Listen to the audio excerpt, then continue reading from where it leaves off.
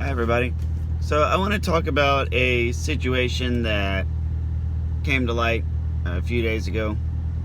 I was speaking with someone, and they made the statement that they'd been separated / divorced or broken up for about 8 or 10 years. She had moved on. She had a happy life. It had been quite a long time, and she had a new life. Everything was good. She had healed. She'd recovered. She moved on. And then I think she was at a grocery store or some public place. And out of nowhere, just bumped right into her ex-narc with the new supply. She didn't say anything to them. Didn't have to speak to them or anything. But just the sudden, unexpected sighting, I guess, if you will, because there was no confrontation. It was just the act of physically seeing him, and she had a sudden bout of anxiety. She was anxious. She was a ball of nerves. It just totally just took the wind out of her sails. She had to leave. She took the day off work. She went home, went to her bedroom, shut the door, and stayed in the bedroom. And, just was floored. And she had no idea why she was having this reaction, especially after so long and after having moved on and not having any feelings. And one of the things that she said was, I'm very disappointed in myself that even after so many years, he still has such power and control over me. And, she says, I hate myself for this. Everything that goes along with it. She's just very disappointed with herself. Very, just emotional and a bowl of noodles is what I call it. So I want to talk about this reaction and what it is and what it is not. So there's an author who I love absolutely to death. He's a fairly new in the public eye. His name is Jordan B. Peterson.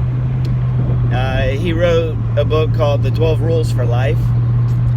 He got famous through the website called Quora, and he's also made a couple of appearances in political talk shows like Bill Maher, Ben Shapiro, and I believe he's been on several of the major Fox News networks. But politics isn't his thing. He's just been brought into politics because of his... He's a professor, I believe, of psychology or psychiatry or sociology, something like that. He's a people topic professor, I'll put it. He said something that's really great. He said that people think we have brains to think. That's the purpose of our brain, is for thinking. That's not. We do not have brains so we can think. We have brains so we can survive. And that's a critical concept, especially with PTSD and abuse recovery. Stockholm Syndrome is another good example, where you start to bond to your abuser. We have our brain so we can survive. When your survival is linked to someone, inevitably, your brain is going to say, this person is linked to our survival, so I need to bond with him or her. So that's why we have a brain. Why? So we learn from mistakes, so we don't make the same mistakes of the past. When we're children, we don't know the stove is hot. We touch the stove, ow, it's hot. That really hurt. We don't do that again. The brain learns. That's why we have our brain. So this is what I told her. The reaction that you had is absolutely normal and healthy, and it's a sign that you have healed. in as much as when you saw him, let's think about all the reactions you did not have. You didn't have the reaction to want to go talk to him and catch up. You didn't have the reaction to stalk him and be a creeper and watch the new supply.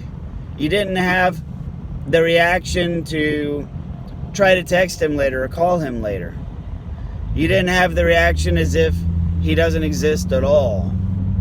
Rightfully, you felt something. Now, there's a number of different ways you can read this.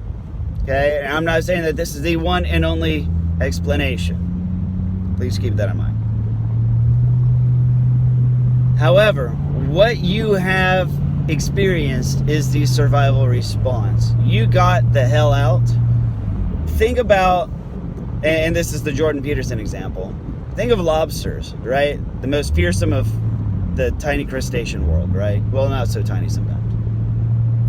Lobsters have these huge giant claws. Lobsters have these enormous neurons compared to the size of the neurons of other animals. And ironically, lobsters are one of the perfect animals to do neurology experiments on, because their neurons are so large and they have the same neurotransmitters we do, and generally the same neurology. Plus, they're delicious. Frankly, I'm not gonna lie, if I could have a career studying lobsters and dissecting lobsters, I'm gonna be like, yo, are we steaming these leftovers or what? So, lobsters are great for neurological studies. And lobsters, when you examine their fight or flight response, you know, they have this huge, powerful tail that can click and whip back and pull them straight out of danger, right? So if you're chilling with lobsters, because that's what you do, and lobsters get spooked or intimidated or triggered, we'll just say triggered, you know, they whip that tail and they shoot backwards and they disappear into whatever crevice it is that they call home.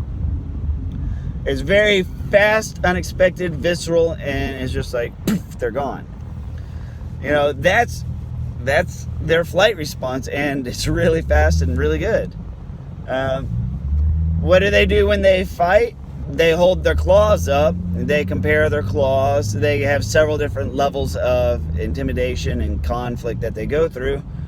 But ultimately, they just hold up their claws and compare claws to the claws of the other person. And they're basically saying, I'm not going to be physically violent, but if we had to be, I could do more damage than you. So it's best that you just don't, right? But this is the lobster's fight or flight response, especially the flight response. You know, it's better to survive, right? In all that is life, live to fight another day.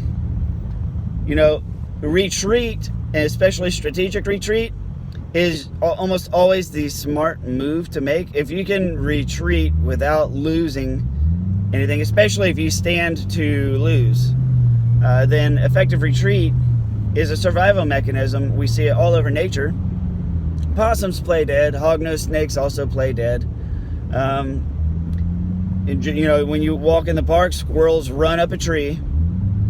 You know, this is a survival response, and it is absolutely a sign of a perfectly healthy adult. And I said, you have had one of the healthiest responses you can have to someone who is a danger to you. You recognize this person is dangerous. This person has hurt you in the past. This person could hurt you now or hurt you again in the future. And what did you do? Just like the lobster clicks its tail and whiffs back into a crevice when danger comes, that's exactly what you've done. And it is it's a very good thing for you. So this is not him having power over you. This is not a sign that you haven't healed. Quite the opposite. This is the sign that you have indeed recovered. Your way of thinking has recovered. Your ability to recognize danger for what it is has recovered. You're no longer in that gaslit mindset. You're good. another metaphor I gave in this example is, think about when we go swimming and you're at the beach and a shark, like Jaws, and I'm really just referencing the visual of Jaws, so imagine the movie Jaws. When a shark comes into the water, what do people do? They run to the shore, right? They run to shore. When there's a shark in the water, there's always going to be some idiot out there like, oh my God, these creatures are so peaceful, they're so graceful. They get, they get incensed with this large, powerful, graceful, deadly creature. They get incensed by the danger and the grace all at the same time. I mean, sharks are freaking cool, you know. I mean, if they had no teeth, I mean, they would be probably like one of the coolest things. It'd be better than dolphins, if you ask me. If sharks were toothless and they just came like gliding on by, I'd be like, oh, hell yeah, dude. They're like the hang gliders of all that is the sea world, you know. Sharks are cool, right? But you get these people that are attracted to them for the danger and for the grace, right? Well, what happens? Well, they get chewed up and spit out. And if you survive a shark attack, and you get a huge chunk bitten out of you, and even though you heal, you're not quite the same person. You still carry the scars and the memory of this encounter. Now, if you were somebody who was a fangirl or fanboy of a shark, and you got bit and you learned your lesson, next time you go swimming 10 years later, a shark comes into the water, you get out of the water, don't you? And then you do what you don't do. You don't stand on shore thinking about, man, I can't believe this shark still has so much power over me. You know, I used to have a wonderful relationship with sharks. I used to have this symbiotic emotional relationship. I used to have power over this shark.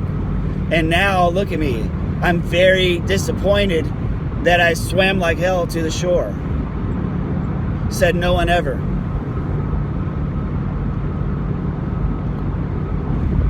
So when you have this visceral, I'm going to call it negative, in the sense, in a directional sense. You have this visceral, negative reaction to an ex, or maybe somebody current, and you picture the lobster, picture the people running to the shore. You have this visceral, instinctual reaction to GTFO. Get the hell out. That's not somebody having power over you. It's not. Lobsters don't think, damn, that scuba diver had so much power over me.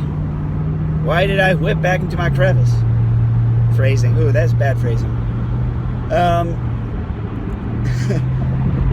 Lobsters don't think that. Of course, there's not much going through their mind anyways. But we see it all over in nature. So don't think too hard about it. If you've had a recent encounter with your ex and it ruined your day, and you retreated to the safety of your home or wherever your safe place is, that's good.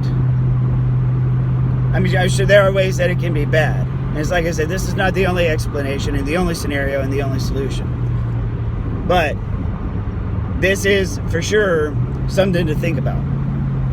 You know, you recognized danger. You recognized a previous source of injury. You've come to recognize it for what it is. You've recognized the shark. And you got out. Because at a previous point in your life, you didn't have that kind of sense. You stayed. And you got bit.